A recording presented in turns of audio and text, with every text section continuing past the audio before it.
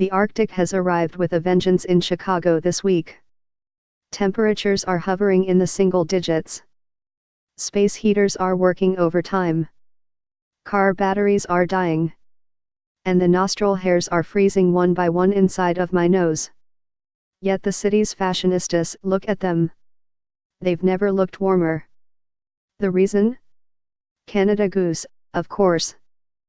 The brand continues its unabated climb to the summit of winter necessities. The company says it's grown over 2,000% in the last decade, with revenues of approximately $300 million. The 60-year-old Arctic luxury apparel brand opened its first store on a tony stretch of Michigan Avenue this fall, one of 7 global stores the retailer has opened this year. Even TV stock prognosticator Jim Cramer remains bullish on the brand. This company's growing like a weed and shows no sign of stopping anytime soon, he said in December. So who needs Bitcoin when you have a fur-lined parka with down stuffing? Turns out, I'm not quite able to afford the snug as a bug crowd.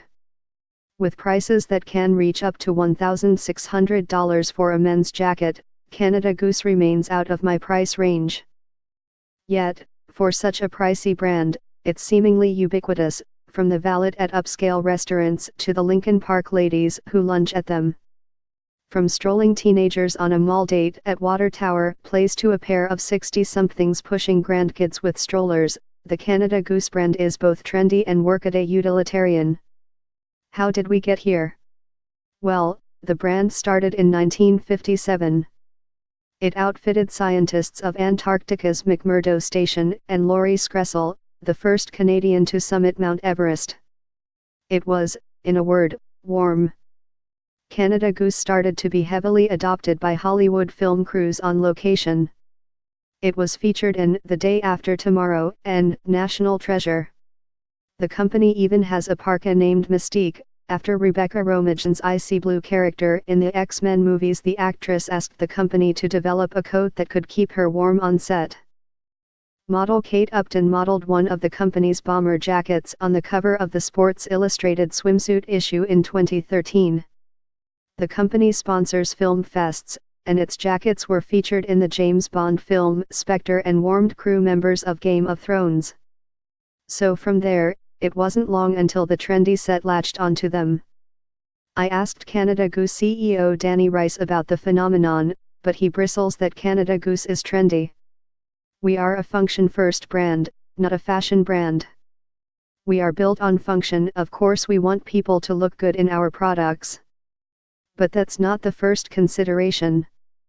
And it's true, it's hard to argue a 60-year-old brand that is favored by champion Iditarod mushers is offering some sort of here today, gone tomorrow gimmick.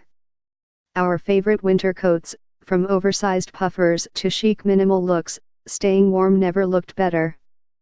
Consumers come to us because we are a real brand with real products that have an inherent and authentic story. Our heritage, craftsmanship, and product quality resonate. They know that we'll protect them from the cold, especially those serious winds and winters in Chicago, says Rice. But the question remains, how can people afford these jackets? On the Canada Goose website, you can touch a men's jacket, a lightweight down one at that, for less than $400.